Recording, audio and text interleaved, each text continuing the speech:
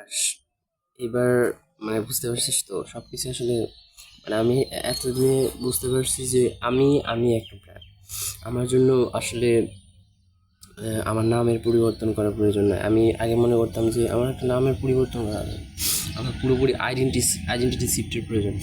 আমি পুরোপুরি identity shift করতে পারবো না আমার। তবু আজকে বাংলা নববর্ষের প্রথম দিন, আজকে থেকে একটা একদম নতুন করে শুরু করতে যাচ্ছি, একদমই যেটা আসলে পসিবল ছিল না। ও, এবং আমি এখন থেকে এ, আমার যে ওই অ্যাডিকশনগুলা থেকে আমি বের হয়ে আসতে পারছি, এবং আমি টাইম মেনটেন করে চলবো আশা করি। আমি জানি আমি আবার ভুল করব, এবং আমি যে বিরাট বড় একটা ভুল করছি, এই ভুলগুলো থেকে এখন বেরিয়ে আসার সময় হয়েছে। এবং আমি যে ভুলগুলো থেকে বের হয়ে আসতে পারবো এটার ব্যাপারে আমি শিওর শিওর আছি। আমি ভাবছিলাম যে যেহেতু একবার আমি ফল করছি, তো এখন আর আর কোনো দিন উঠে দাঁড়ানো সম্ভব না, এরকম একটা জিনিস আমি ভাবছিলাম। কিন্তু আমি উঠে দাঁড়াতে পারছি, ঠিক আছে।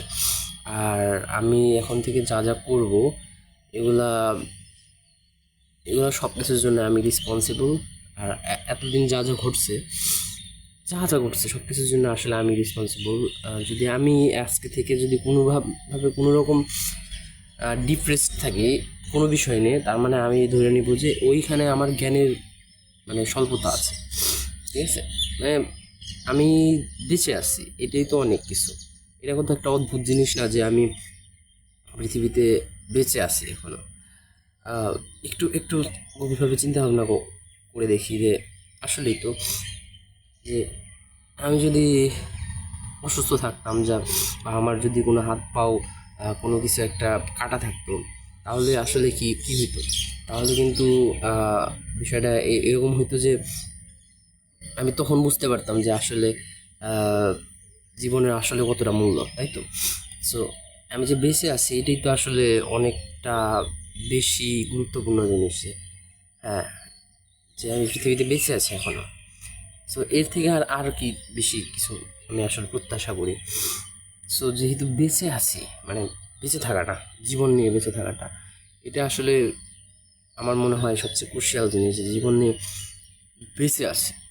তো মানে স্টিভেন হকিং একটা কথা বলছিল one day, that when there is life there is hope. যেহেতু জীবন আছে এবং আমার যথেষ্ট বুদ্ধিমত্তা আছে, যে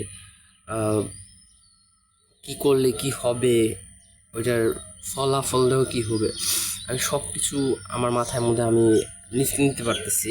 তার মানে এই পসিবিলিটিটাও আছে যে আমি যে স্বপ্নগুলো দেখছি ওই স্বপ্নগুলো বাস্তবায়ন করা সম্ভব।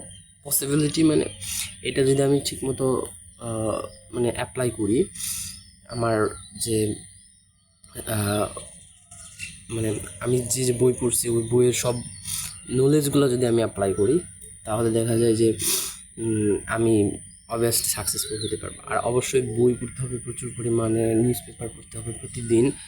আর হচ্ছে আম, আর কি আর হচ্ছে যে আহ, প্রচুর পরিমাণে একাডেমিক বই পড়তে হবে, যেহেতু আমি ব্যাংকের জন্য প্রিপারেশন নিচ্ছি। আহ, এমনভাবে প্রিপারেশন নিতে হবে যাতে আমার বাংলাদেশ ব্যাংকের অ্যাসিস্ট্যান্ট ডিরেক্টর হিসেবে পদায়ন যে আছে ওইটা আমার প্রথমবারে হয়ে যায়। সো ওই রকম করে আমার আসলে আগাইতে হবে।